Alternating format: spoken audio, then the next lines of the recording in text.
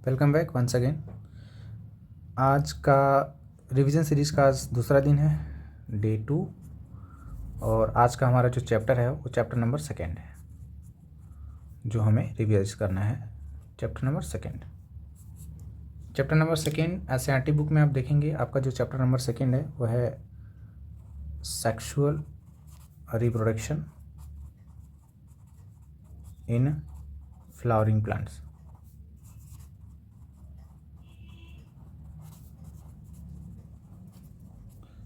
सबसे पहली बात ये कि जो फ्लावरिंग प्लांट्स होते हैं उनका जो साइंटिफिक नेम होता है उनको कहा जाता है एंजियोस्पर्मिक प्लांट। एंजियोस्पर्मिक प्लांट क्या एंजियोस्पर्म्स कहते हैं। दूसरी बात है कि जो सेक्सुअल रिप्रोडक्शन है उसके टाइप्स की अगर हम लोग बात करें तो कल मैंने आपको बताया था कि सेक्सुअल रिप्रोडक्शन के 3 टाइप्स होते हैं, आइसोगैमस या आइसोगैमी, एनाइसोगैमी एंड ओगैमी। अगर आइसोगैमी की हम लोग बात करेंगे तो इसमें जो गैमीट्स होते हैं, गैमीट्स आर सिमिलर, जैसे कि इनकी जो शेप साइज़ होती है, स्पेशली शेप साइज़ की बात हो रही है, वो क्या होता है, सेम होता है। आप उसको आइडेंटिफाई नहीं कर सकते, आप उसको पहचान नहीं सकते हैं। इसको हिंदी में बोले तो समयुग्मकी कहा जाता है, समयुग्मकी। इसको हिंदी में विषमयुग्मकी कहा जाता है। देखिए, बायोलॉजी पढ़ने का एक सिंपल तरीका ये होता है कि आपको वर्ड्स को ब्रेक करने आना चाहिए। आप जब तक वर्ड्स को ब्रेक नहीं कर पाएंगे उसका मतलब आपको नहीं समझ में आएगा। तो आइसोगैमी में क्या है, सिमिलर गैमेट्स है, शेप साइज सिमिलर होता है। एग्जांपल क्या है, माइक्रोब्स। माइक्रोब्स में ज़्यादातर जो एल्गी होते हैं वो उनमें कौन सा रिप्रोडक्शन देखने को मिलता है, आइसोगैमी टाइप का। एनाइसोगैमी में भी एग्जांपल में एल्गी है एंड फंगी है। तो बहुत सारे एल्गल स्पीसीज़ होती हैं, बहुत सारे फंगल स्पीसीज़ होती हैं, जैसे क्लेमाइडोमोनास हो गया, ओडोगोनियम हो गया, कैरा हो गया। क्लास 11th में आपने पढ़ा होगा क्लासिफिकेशन में इन चीज़ों को। तो इन सब में एनाइसोगैमी होता है। एनाइसोगैमी जैसे आइसोगैमी में तो गैमेट सिमिलर होते हैं, बट एनाइसोगैमी में खास बात क्या होती है कि इसमें जो मेल होता है वो स्मॉल होता है और जो फीमेल होती है वो लार्ज होती है, ये याद रखिएगा। और लास्ट बचा ओगैमी, ये एडवांस होता है, एडवांस गैमेट्स होते हैं। इसका मतलब क्या है, फीमेल जो होती है, जैसे कि ओवा है, ह्यूमन की अगर हम लोग बात करें, एग्जांपल क्या है इसका, ह्यूमन की अगर हम लोग बात करेंगे तो जो ओवा होती है वो क्या होती है, लार्ज होती है। यानी जो फीमेल है इसमें, फीमेल ओगैमी में क्या है, लार्ज है। मेल क्या है, स्मॉल है बट मोटाइल है, याद रखिएगा। फीमेल लार्ज है बट नॉन मोटाइल है और मेल स्मॉल है बट मोटाइल है। इसका मतलब क्या है कि जो स्पर्म होता है ना उस पर क्या होती है, फ्लैजिला होती है। ये फ्लैजिला क्या करता है, स्पर्म को मोटाइल बनाता है, उसको मूव करने में हेल्प करता है। अब हम लोग बात कर लेते हैं कि जो सेक्सुअल रिप्रोडक्शन होता है उसके इवेंट्स क्या होते हैं। तो इवेंट्स जो होते हैं सेक्सुअल रिप्रोडक्शन के 3 होते हैं, 3 इवेंट्स हैं सेक्सुअल रिप्रोडक्शन के। पहला होता है आपका pre fertilization event, second one is fertilization and third one is post fertilization. 3 events होते हैं। प्री फर्टिलाइजेशन इवेंट्स की अगर हम लोग बात करें तो प्री फर्टिलाइजेशन इवेंट्स में क्या होता है, गैमिटोजेनेसिस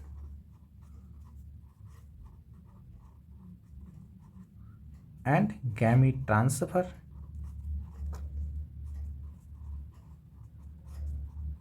फर्टिलाइजेशन इवेंट में क्या होता है आपका, फर्टिलाइजेशन में बेसिकली फ्यूज़न होता है गैमिट्स का, गैमिट्स फ्यूज़ करते हैं। इसको, इस प्रोसेस को क्या बोला जाता है, फर्टिलाइजेशन बोला जाता है। तो गैमिट्स 2 तरीके से फ्यूज़ कर सकते हैं, एक इंटरनली, तो इंटरनली फ्यूज़ करेंगे, इंटरनल हो गया फर्टिलाइजेशन, और दूसरा एक्सटर्नली, तो एक्सटर्नल फर्टिलाइजेशन हो गया। पोस्ट फर्टिलाइजेशन इवेंट की बात करें, ये भी इम्पॉर्टेंट है।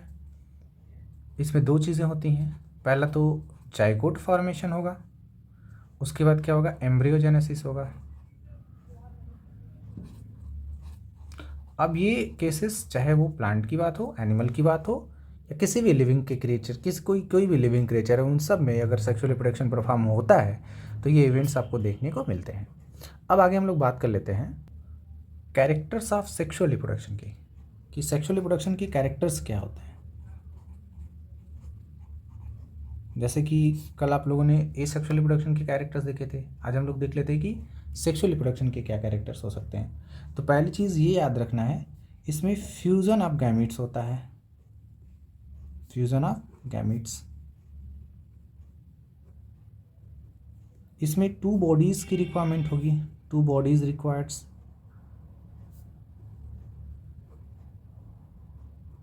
तीसरी बात क्या है, इसमें एक बॉडी जो है एज अ मेल एक्ट करती है और एक जो है वो एज अ फीमेल एक्ट करती है, जो कि मेल और फीमेल गैमेट डेवलपमेंट कराते हैं। इसमें वेरिएशन होता है बच्चों के अंदर, मतलब जो इंडिविजुअल्स बनते हैं वो अपने पेरेंट्स से थोड़े वैरी करते हैं। इसमें ऐसा इसलिए होता है क्योंकि इसमें रिकॉम्बिनेंट डीएनए बनते हैं।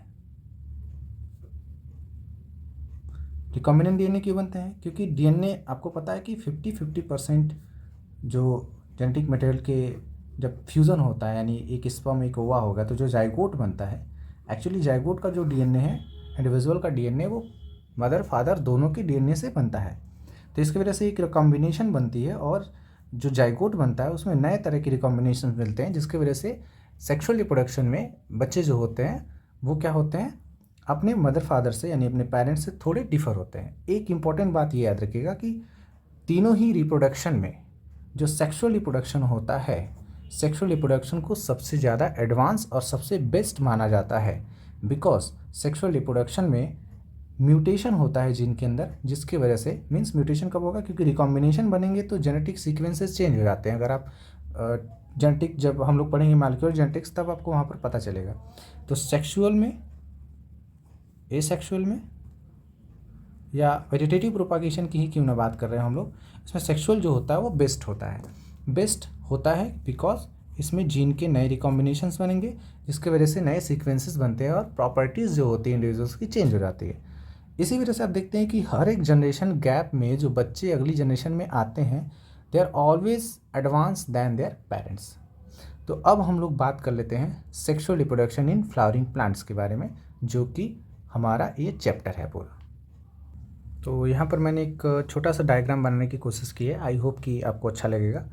मेन टारगेट हमारा ये है कि सबसे पहले हम लोग फ्लावर्स के अलग अलग पार्ट्स के बारे में समझेंगे जो कि ज़रूरी होते हैं, ताकि हम लोग इस चैप्टर को बहुत अच्छे ढंग से समझ पाएँ और हमारा जो कन्फ्यूज़न है वो दूर हो पाए। फ्लावर में क्या होता है, जो फ्लावर होता है उसमें फ्लोरल वॉल्स होते हैं, मीन्स चक्र होता है, साइक्लिक फॉर्मेट होता है इसमें हर एक फ्लावरिंग पार्ट के। जिसमें आप एक ग्रीन कलर वाला पार्ट देख रहे हैं, इसको कहते हैं कैलिक्स। इसमें आप कैलिक्स देखेंगे, इसमें ग्रुप जो होता है उसको कैलिक्स कहते हैं, बट जो सिंगल होता है, अगर एक सिंगल ग्रुप में एक सिंगल लीफ की हम लोग बात करेंगे कैलिक्स की, तो उसको कहते हैं सेपल्स। उसे क्या कहते हैं, सेपल्स कहते हैं। कैलिक्स के नीचे कभी कभी क्या होता है, एक्स्ट्रा लीफ पाई जाती है कभी भी फ्लावर में। कैलिक्स के नीचे आप देखेंगे, उसको हम लोग एपिकैलिक्स का नाम देते हैं, जो कि फ्लावर का प्रोटेक्शन करने का काम करती है। उसके बाद जो फ्लावर का कलरिंग पार्ट होता है, जो फ्लावर का मोस्ट ब्यूटीफुल पार्ट कहा जाता है, डैट इज़ कोरोला। और कोरोला की यूनिट होती है वो क्या होती है, पेटल होती है। अब इसमें एक टर्मोलॉजी आती है gamo and poly. Gamo and poly, ये सेपल और पेटल के लिए स्पेशली यूज़ होता है, इसको आप ध्यान रखेंगे इस बात का, स्पेशली ये सेपल और पेटल के लिए यूज़ होता है।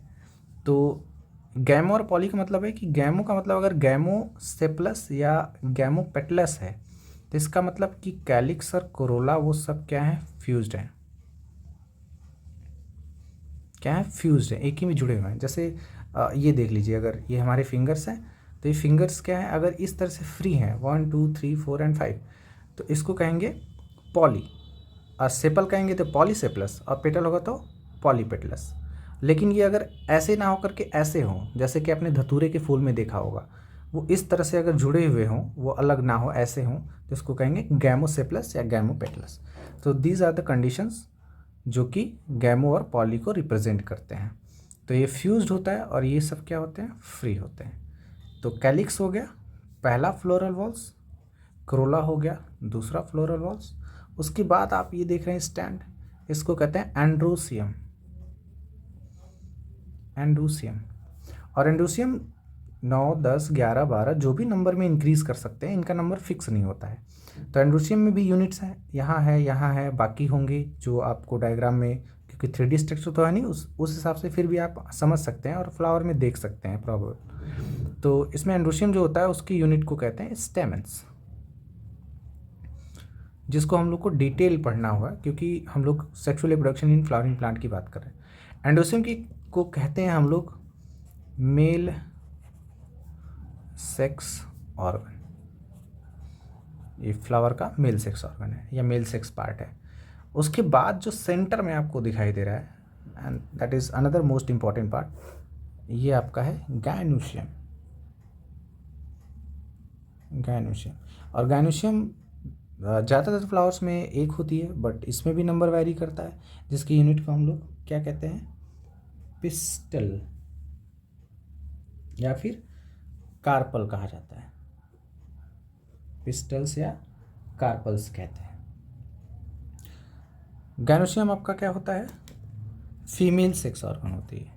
क्या होती है, फीमेल सेक्स ऑर्गन। तो ये आपके हो गए 4, यानी total there are 4 floral whorls in a plant body, जिसको हम लोग यहाँ we can write here.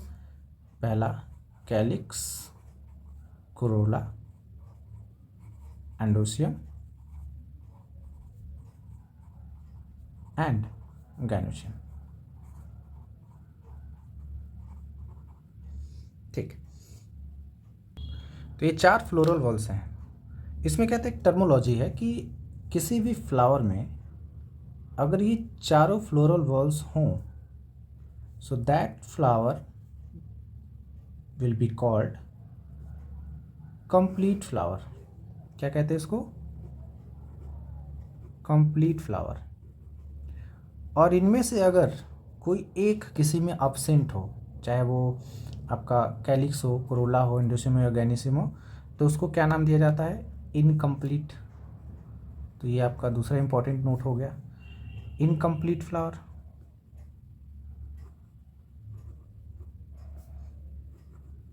Incomplete flower में 1 इज अब्सेंट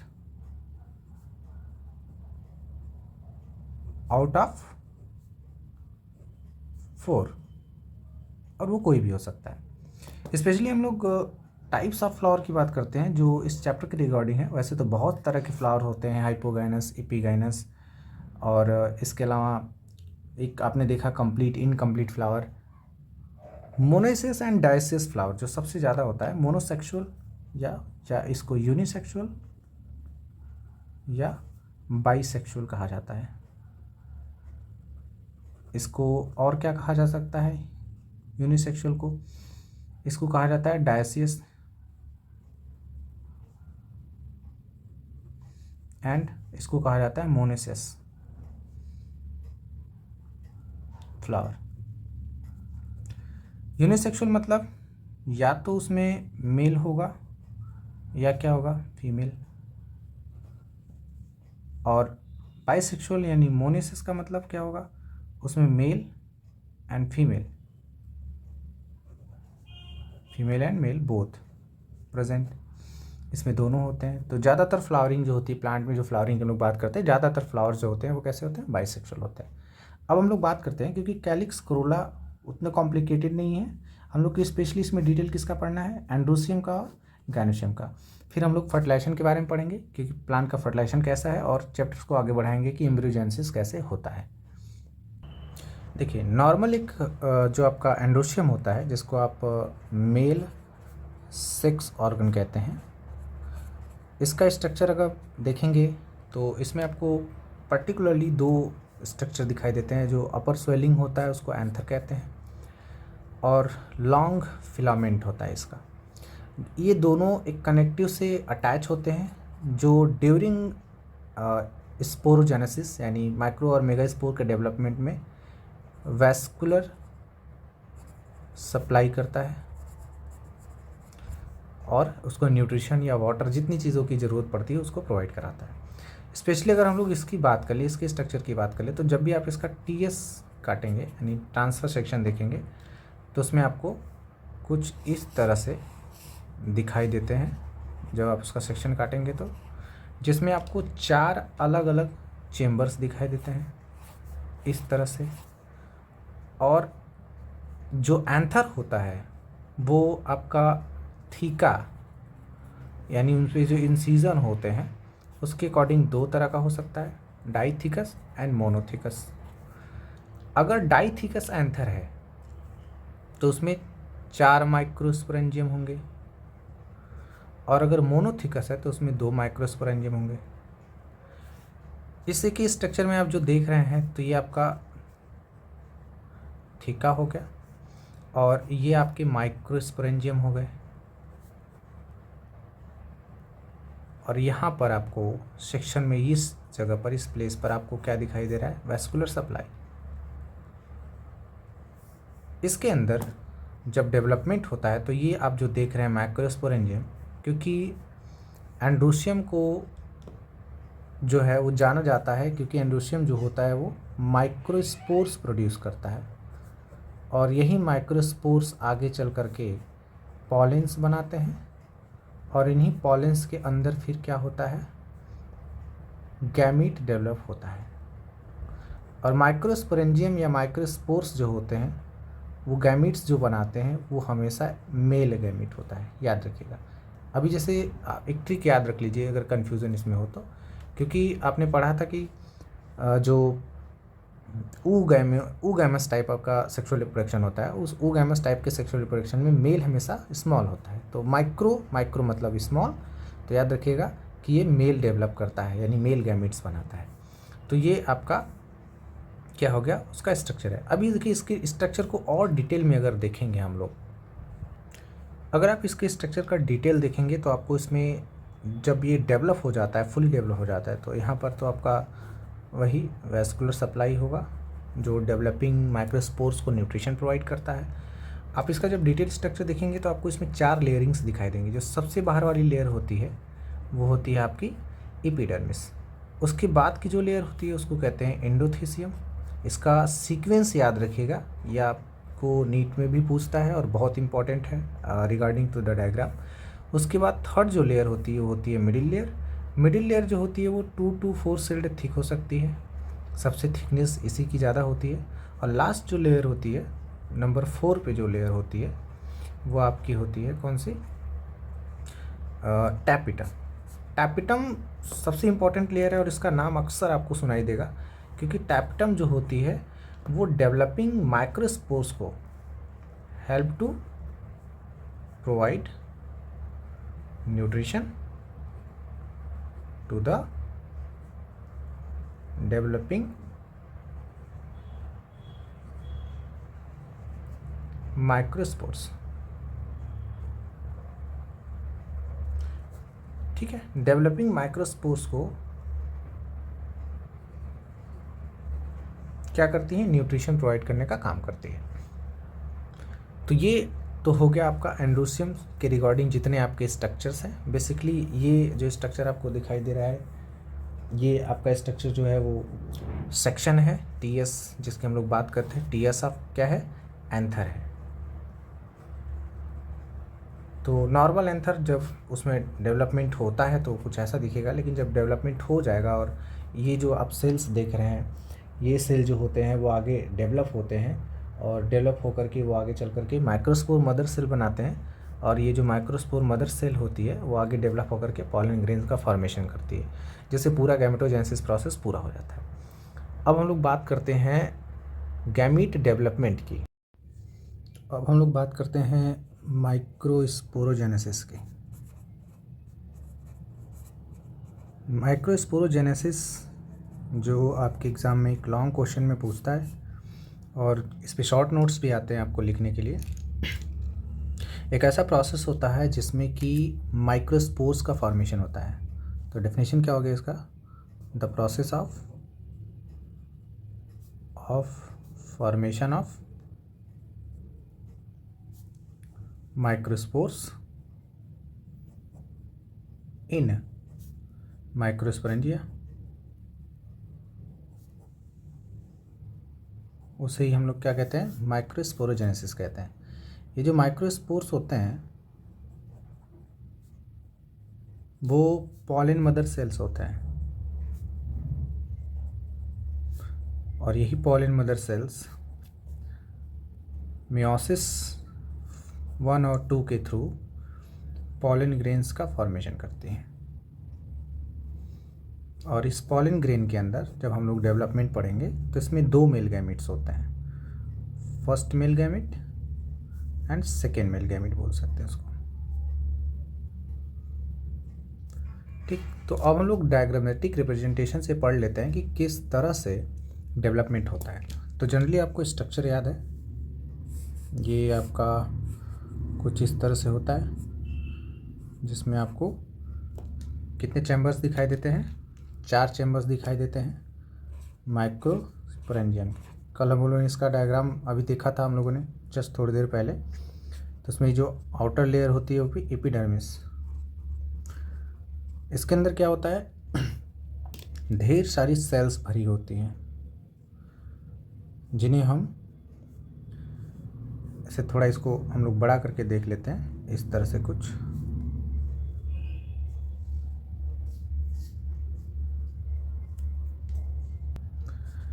तो इसमें जो सेल्स होती हैं, इन सेल्स को हम लोग कहते हैं स्पोरोजीनस टिश्यू। अब पूरा जो प्रोसेस है यहीं पर आप समझ लेंगे कि किस हिसाब से डेवलपमेंट होता है। स्पोरोजीनस टिश्यू जो होती है वो डिवीज़न करती है पेरिक्लाइनल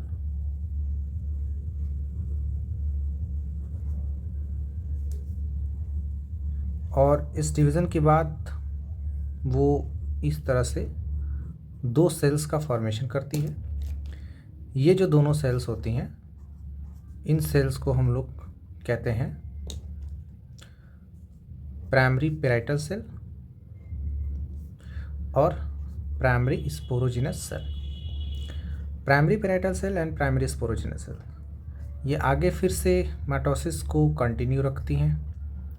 इसमें जो प्राइमरी पेराइटल सेल्स होती हैं वो माइक्रोस्पोरेंजियम की अलग अलग वॉल्स का फॉर्मेशन करती है, जिसमें आपने देखा था कि जो आउटर मोस्ट वॉल है उसमें एक और वॉल और लास्ट में आपका इस तरह से क्या था? माइक्रोस्पोरेंजियम। तो इन वॉल्स का क्या नाम था? एक तो सबसे आउटर आपका एपिडर्मिस हो गया,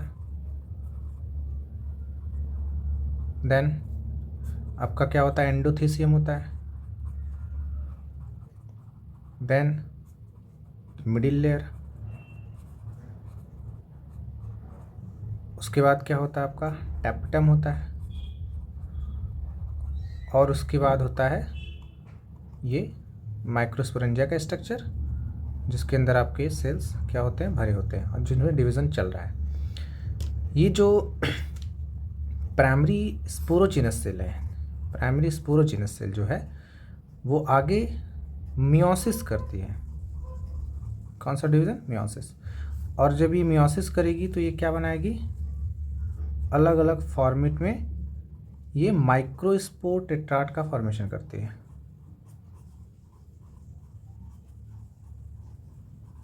और ये माइक्रोस्पोर टेट्राड जो इसमें भरे होते हैं, यही माइक्रोस्पोर टेट्राड क्या है? Pollen mother cell. और इन्हीं से फिर मैच्योरेशन जब हो जाता है तो मैच्योरेशन में क्या बन जाता है?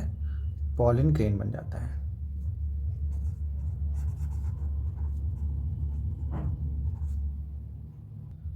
तो अब जो फाइनल स्ट्रक्चर देखेंगे जब पॉलिन ग्रेन बन जाएगा, तो कल वाला जो हम लोगों ने डायग्राम देखा था इस तरह से कुछ ऐसा, इसमें ये आपके माइक्रोस्पोरेंजियम हो गए और इसके अंदर अभी क्या डेवलप हो चुका है? Pollen grain. इसकी बाकी की अलग अलग लेयरिंग्स होती हैं, जो स्ट्रक्चर तो आप लोग देखे ही हैं। तो इस तरह से पॉलिन ग्रेन का क्या हो जाता है? डेवलपमेंट। अब हम लोग बात करते हैं पॉलिन ग्रेन्स की। होगा क्या, डेहिसेंस हो जाएगा, यानी कि पॉलिन ग्रेन्स, क्योंकि जब ये क्या होता है, जब ये ड्राई हो जाता है ना, ड्राई होने के बाद ये क्या होता है, जो आपका जो एंथर होता है इस तरह से, जब ये मैच्योर हो जाएगा तो ये क्या होगा, ड्राई होने के बाद ये डेहिसेंस करता है, मतलब स्फुटन, इसको हिंदी में क्या कहते हैं, स्फुटन करता है। उसके बाद जो पॉलिन्स होते हैं वो क्या होते हैं, बाहर आ जाते हैं यहाँ से निकल के। पॉलिन ग्रेन कहाँ आ जाते हैं, बाहर आ जाते हैं। और पॉलिन ग्रेन जब बाहर आ जाएंगे तो उसके बाद क्या हो जाएगा, पॉलिनेशन। आपने पढ़ा ही है, पॉलिनेशन के टाइप्स होते हैं, जिसकी बात हम लोग आगे करेंगे अभी। तो ये आपका पूरा क्या है, माइक्रोस्पोरोजेनेसिस। इस तरह से माइक्रोस्पोरोजेनेसिस कंप्लीट हो जाता है और पॉलिन ग्रेन्स बन जाते हैं। अब लोग स्पेशली देख लेते हैं पॉलिन ग्रेन दिखता कैसा, उसका स्ट्रक्चर कैसा होता है। तो आपका एक जो पॉलिन ग्रेन होता है मैच्योर, वो इस तरह से दिखाई देता है, जिसमें नॉर्मली इसमें वैक्यूल्स होते हैं जो न्यूट्रिशन प्रोवाइड करने के लिए होते हैं, बिकॉज बाद में भी कुछ न्यूक्लियर डिवीज़न रह जाता है जो होता है, जिसको हम लोग अभी देखेंगे। देन आप देखते हैं यहाँ पर ट्यूब न्यूक्लियस और रिप्रोडक्टिव न्यूक्लियस। तो ये जो ट्यूब न्यूक्लियस है वो पॉलिन ट्यूब बनाता है, याद रखिएगा, इंपॉर्टेंट है। और जो आपका रिप्रोडक्टिव न्यूक्लियस होता है वो मेल गैमेट्स बनाता है। ओके, इसकी जो लेयर्स होती है बड़ी इंपॉर्टेंट होती हैं। 2 लेयर्स हैं इसकी। इसका जो एक्साइन होता है ये आउटर लेयर है जो थोड़ा रफ हार्ड होता है, जिसमें स्पोरोपोलेनिन होता है। और याद रखिएगा कि यही स्पोरोपोलेनिन है जिसकी वजह से जो पॉलन ग्रेन्स हैं उनकी इतनी स्टेबिलिटी होती है कि ये जल्दी जो है वो रैप्चर नहीं होते या जल्दी ख़राब नहीं होते, लॉन्ग टाइम तक ये चलते रहते हैं, वायबिलिटी को बढ़ा देता है ये। और जो आपका इंटाइन होता है वो पेक्टोसेलुलोज का बना होता है, जो कि आगे चल करके रिक्वायरमेंट के अकॉर्डिंग डिज़ोल्व हो जाती है। यहाँ पर क्या होता है, रिप्रोडक्टिव पोर्स भी पाए जाते हैं पॉलेंस के अंदर। इनका काम क्या है, ये रिप्रोडक्टिव पोर्स वही प्लेस हैं जहाँ से पॉलन जर्मिनेशन स्टार्ट होता है। और आपका क्लास 12th बायोलॉजी का एक प्रैक्टिकल भी है पॉलन जर्मिनेशन का, जो अपने फाइल पे बनाते हो, जिसमें आपको ये देखना होता है कि पॉलेंस जो हैं वो किस तरह से जर्मिनेट करते हैं। तो ये आपके एक मैच्योर पॉलन ग्रेन का स्ट्रक्चर है। इसमें क्या होता है कि जब पॉलन जर्मिनेशन होता है, जब जर्मिनेट करेगा ये, तो जर्मिनेशन के दौरान ये जो होता है वो कुछ इस तरह से पॉलन ट्यूब बनाता है, जिसके अंदर ट्यूब न्यूक्लियस, तो आपका जो ट्यूब न्यूक्लियस है वो पॉलन ट्यूब बनाएगी। और जो रिप्रोडक्टिव न्यूक्लियस है वो क्या करेगी, माइटोसिस डिवीज़न करेगी। क्या करेगी, माइटोसिस करेगी। तो वैसे तो आपको पता है कि पॉलेंस जो है अगर वो मियोसिस डिवीज़न से बने हैं तो ये पॉलन हैप्लॉइड हो गए, क्योंकि इनमें माइटोसिस हो रहा है। यानी कि आपने पढ़ा है कि माइटोसिस में नंबर ऑफ क्रोमोसोम सेम होते हैं। तो आपका जो रिप्रोडक्टिव न्यूक्लियस होता है वो क्या करता है, 2 मेल गैमेट्स बनाता है इस तरह से पॉलन ट्यूब के अंदर। कितने मेल गैमेट्स, 2 मेल गैमेट्स। और ये दोनों मेल गैमेट्स क्या होते हैं, दोनों के दोनों हैप्लॉइड होते हैं। अब फाइनल आपका पूरा माइक्रोस्पोरोजेनेसिस कंप्लीट हो चुका है, पॉलन ग्रेन बन चुका है। और जब पॉलिनेशन हो जाएगा उसके बाद पॉलन ट्यूब बनेगा, पॉलन ट्यूब में 2 मेल गैमेट्स बन जाएंगे। अब बारी है पढ़ने की मेगा स्पोरोजेनेसिस। मेगा स्पोरोजेनेसिस, तो मेगा स्पोरोजेनेसिस जो है वो क्या है, process of formation of mega spores.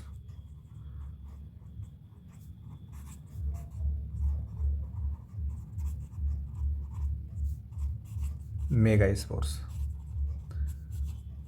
In mega sporangia. तो मेगा स्पोरेंजिया के अंदर मेगा स्पोर्स बनते हैं। ये जो मेगा स्पोर्स हैं वो मेगा स्पोर्स ये माइक्रोस्पोर्स की कंडीशन की तरह नहीं होती, इनकी कंडीशन, इनमें नंबर वैरी करता है। तो हम लोग मेगा स्पोर्स जो आपका मेगा स्पोरेंजिया होता है वो उसको हम लोग ओव्यूल भी कह सकते हैं। और ओव्यूल का स्ट्रक्चर अभी हम लोग पढ़ेंगे, क्योंकि गायनोशियम का स्ट्रक्चर अभी बचा हुआ है जिसको हम लोग देख लेंगे शॉर्ट में थोड़ा सा। मेन टॉपिक हमारा जो है मेगा स्पोरोजेनेसिस है, जिसमें मेगा स्पोर्स बनेंगे। और यही मेगा स्पोर आगे चल करके क्या है, फीमेल गैमीट में डेवलप होते हैं, या इन्हीं को आप फीमेल गैमीट कहते हैं। तो यहाँ पर आपका बन गया फीमेल गैमीट और यहाँ डेवलप हो चुका है मेल गैमीट। तो दोनों जब फ्यूज़ करेंगे, फर्टिलाइजेशन करेंगे, तो फर्टिलाइजेशन के बाद क्या बना देंगे, ये जायकोट बना देंगे। फिर जाइगोट से क्या बनेगा, एम्ब्रियो बनेगा, और एम्ब्रियो में क्योंकि प्लांट है तो वहाँ पर डाइकॉट या फिर क्या बनेगा, मोनोकॉट एम्ब्रियो का फॉर्मेशन किया जाएगा। डाइकॉट या मोनोकॉट एम्ब्रियो का फॉर्मेशन होगा। तो इसका डेवलपमेंट हम लोग अलग से देखेंगे। तो अब हम लोग बात कर लेते हैं कि जो मेगा स्पोरेंजेनेसिस होता है वो किस तरह से होता है। इसके पहले हम लोग देख लेते हैं स्ट्रक्चर ऑफ ओव्यूल प्रॉपर। और जैसा कि आपको पता है कि इससे पहले हम लोग देखे हैं कि जो आपका गायनोशियम होता है यही आपका क्या है, फीमेल गैमेटोफाइट होता है, फीमेल गैमिट का या फीमेल सेक्स ऑर्गन होता है जहाँ पर ये सारा प्रोसेस परफॉर्म किया जाएगा। तो हम लोग इसका स्ट्रक्चर देख लेते हैं और फिर ये प्रोसेस देख लेते हैं।